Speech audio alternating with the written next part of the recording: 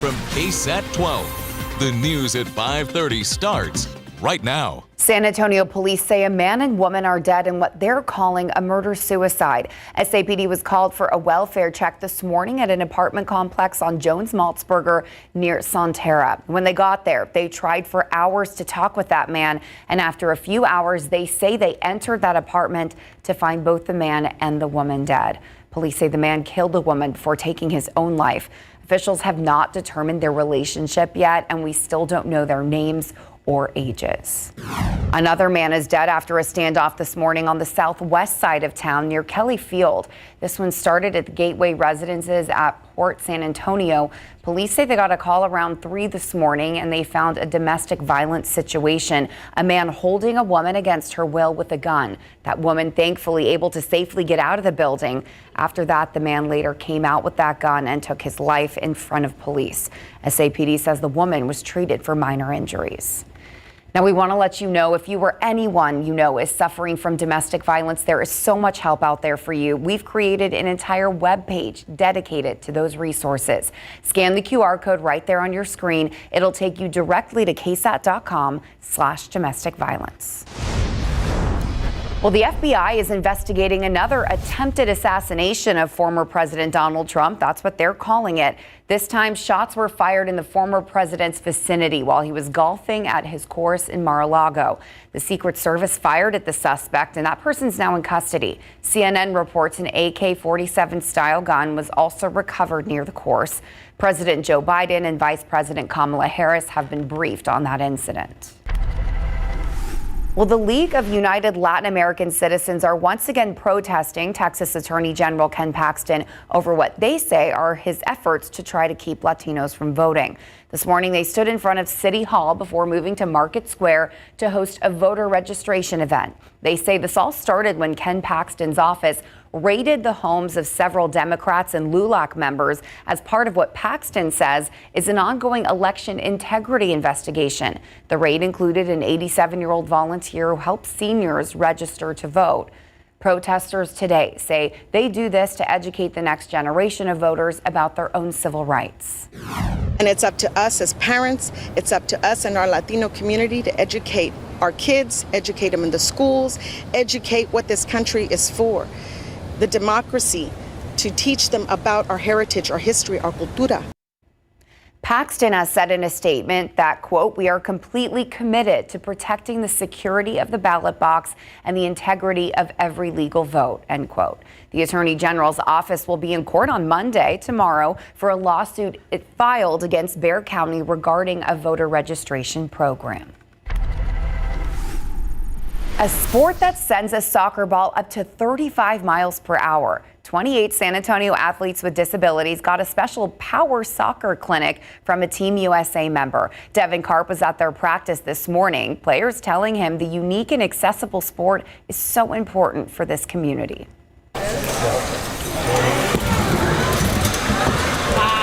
So many times you see people in wheelchairs, you think they can't do certain things, but then you see us out on this court and you see all the different amazing things that we can do. These athletes are playing a match of soccer with a twist, and whether they've been playing this game for decades. I started when I was 5 years old, so it's definitely changed a ton. Or learning for their first time. No, this is the first time I can actually play the sports normally and feel like I can actually play good. Organizers behind a clinic for power soccer say this is one of the most important sports for accessibility. And it is 4v4. And you have metal guards on the power chairs, and that's how you kick the ball, pass the ball, take the shots on goal. The Strapped Scorpions, San Antonio's power soccer team, brought in Team USA player Lexi Hare to help teach these players new techniques, build on their skills, and find new lessons in the game. I think first part is for them to have fun and just being able just to see the different abilities that they can do. And so many times just knowing every little intricate part of your chair.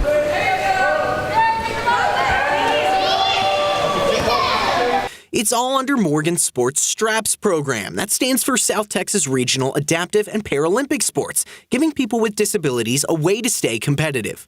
Two of my brothers, they play competitive sports, so I always had to watch them and never could play. But yeah, it's really fun to be able to actually play sports and enjoy them as much as I want to. All while giving them the resources to achieve their dream. I really want to up my level of play and grow as a player and an athlete, just because my aspiration is to be on Team USA one day. At the end of the day, this team says they feel like a family and want to make sure that anyone, regardless of their disabilities, knows they can come out and give it a shot. You know, new skills, of course, but most importantly, new friendships, right? Relationships. I'm Devin Karp, KSAT 12 News. Well, the biggest night in TV is here. The 76 Emmy Awards are set to start in just a few hours right here on ABC. The biggest storylines we have our eyes on next in the news at 5:30.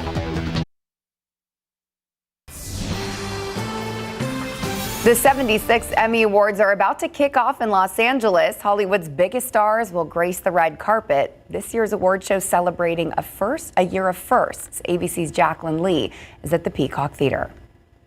The Emmys are back, the small screen taking over Hollywood once again. This is the second Emmy Award show of the year after the Hollywood strikes delayed last year's show. Eugene and Dan Levy becoming the first father and son duo to host.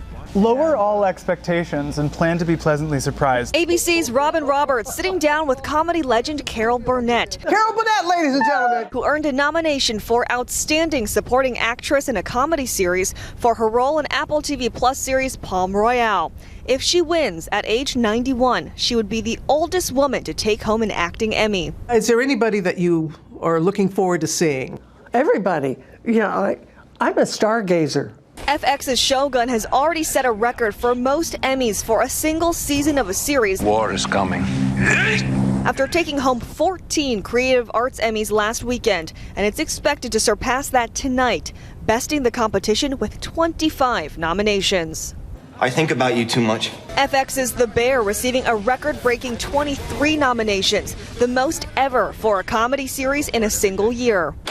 Yeah, what it do, camera crew? The hit ABC sitcom Abbott Elementary breaking its own record with 9 nominations. While I maintain that we do not do this for awards, we don't do it for nominations, it's always wonderful to have your work recognized in that way. Emmy organizers saying they'll have a dash of nostalgia tonight too, gathering beloved performers by job title. If it's cops, you're going to see all the cops from many years of television and cops that you see on television today, along with the other great cops that are going to come out and celebrate. And the show's organizers promising a lot of surprises. Many people wondering who will win because there's just so much talent in this building. Of course, the show begins at 8 o'clock Eastern right here on ABC. Jacqueline Lee, ABC News, Los Angeles. A lot of good nominations tonight, that's for sure. Very excited to see how that pans out. All right, a look outside with live cam back here at home. Plenty of sunshine. That's helped temperatures climb into the mid-90s this afternoon. Of course, when you factor in the humidity, it still feels like the low triple digits for many. More of the same is in store as we take a look at the upcoming work week. Here's your weather headlines. Above average temperatures will continue. This evening, we are watching for a stray storm. Just a 10 to 20% chance at best through 9 p.m. Most of us, unfortunately, missing out. Still hotter than average for this last full official week of the summer season. And again, that humidity will continue meeting heat index values near 100 degrees, if not a few degrees hotter each afternoon. All those details coming your way right after this.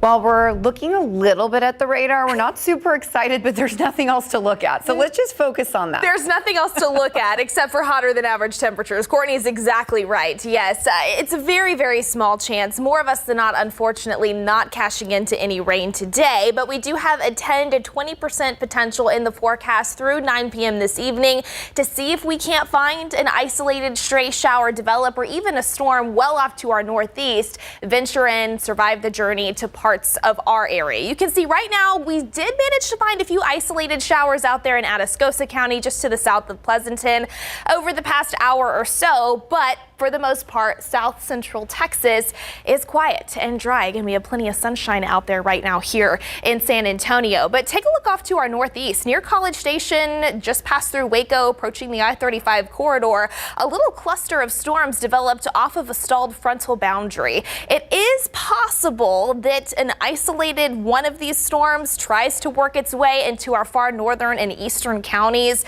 this evening, 7, 8, 9 p.m. Again, I don't have high hopes for that, but the better chances of finding a stray storm will be north of San Antonio, across the hill country, and again across our far eastern counties as well.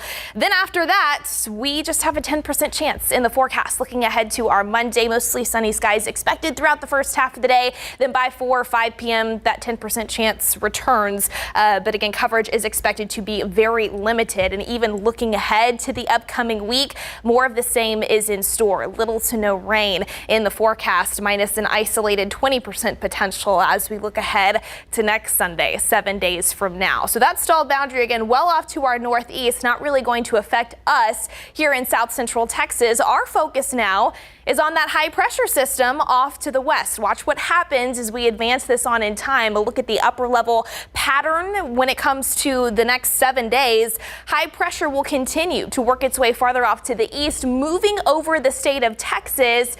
With those high pressure systems, we see sinking air, and as that air sinks to the ground, it compresses, it warms, and that is the reason why we are expecting warmer than average temperatures all the way through the upcoming work week. For context, the average high for this time of year, mid-September, is 90 degrees here in San Antonio. It's possible that we are 7 degrees above that tomorrow and still well above that into the middle to later portions of this week. Daily mid-90s are expected. Of course, when you factor in the humidity, it will likely feel a few degrees hotter than that as well. And that all starts tomorrow. Here's a look at your KSAT 12-hour forecast for our Monday. Again, plenty of sunshine is expected throughout the first half of the day. 75 degrees, the forecast low temperature around 7 a.m. Also warmer than average for this time of year. It is going to be a warm and muggy start. Already pushing 90 for any lunchtime plans that you may have out and about around noon. There's that forecast high right around 97, feeling a few degrees hotter than that. A few passing clouds could build into the later portions of the day. We'll call it partly cloudy by about 3 to 4 p.m. Mid to upper 90s will be a common theme in and around the San Antonio area tomorrow. 97 at Stinson, 97 in Floresville, 96 the forecast temperature out east in Seguin. You can see more of the same, copy and paste, minus a few added clouds in the works as we gear up for the start of astronomical fall, which is next Sunday. You wouldn't know it looking at the 7-day forecast. And even after that, looking ahead to the second half of September, warmer than average temperatures are looking like a possibility. So we'll talk a little bit more in depth about that, Courtney, later on tonight on the Night Beat. All right. Thanks so much, Mia. Okay, Mary, the Dallas Cowboys, the fans in my house are like the other ones. They are not thrilled. Yeah, definitely a struggle today and a disappointing effort. Cowboys just didn't have an answer to the Saints' high-flying offense. The highlights in post-game coming up. Plus, after a decisive win over UTSA, Texas is #1 in the nation. We'll hear from UTSA and UT when we come back.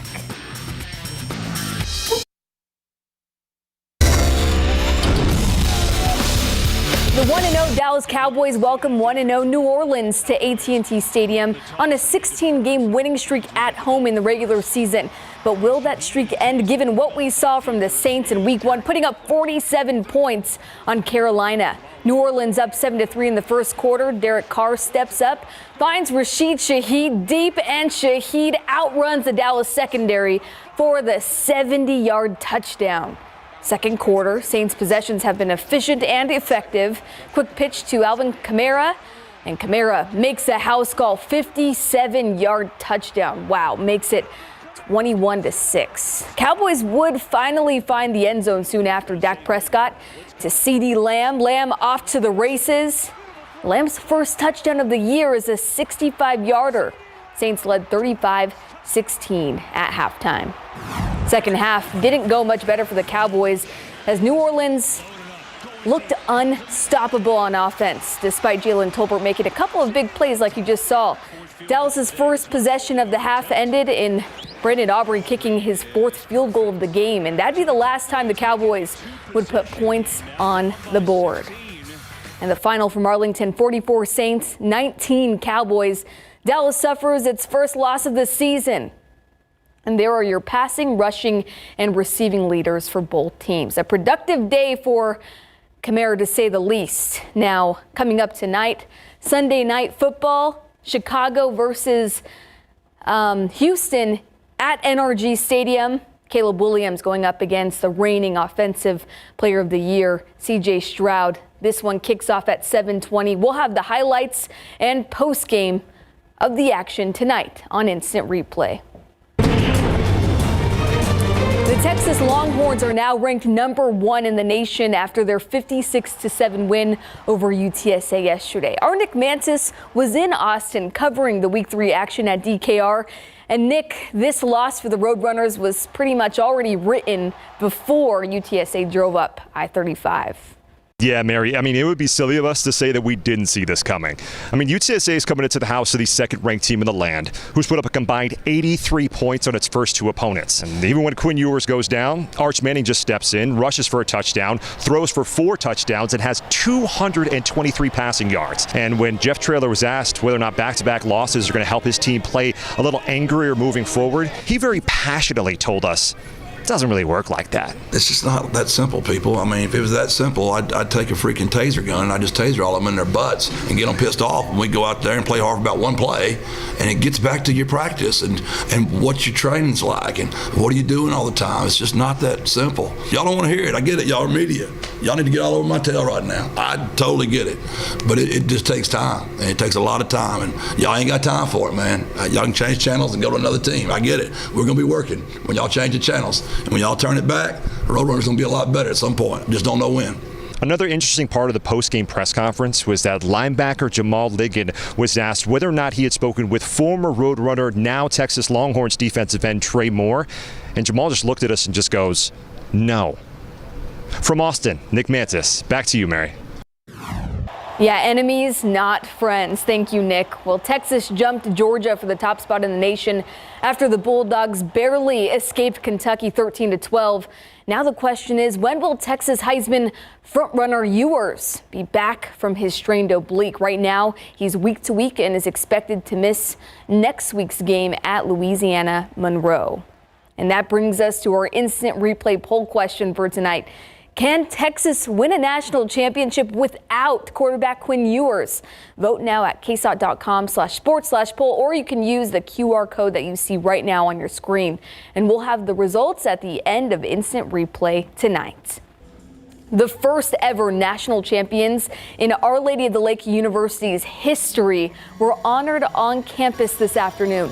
The 2023-2024 Olu softball team reunited for their ring ceremony after the summer break, welcoming back the former players who are now graduated, which made for a special and very emotional get-together.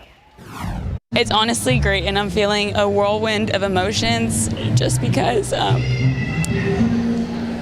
seeing my old teammates again, and it just kind of brings back all the memories we had. So nothing's ever going to be the same as representing and representing Olu. I went to Highlands, I played Lanier, so this is like home for me. So just to be able to show everybody else like, hey, like this is what we can do. I'm from here. It's just, I have a lot of pride in what I was able to do for myself, my community, my alumni for high school. It's a great feeling.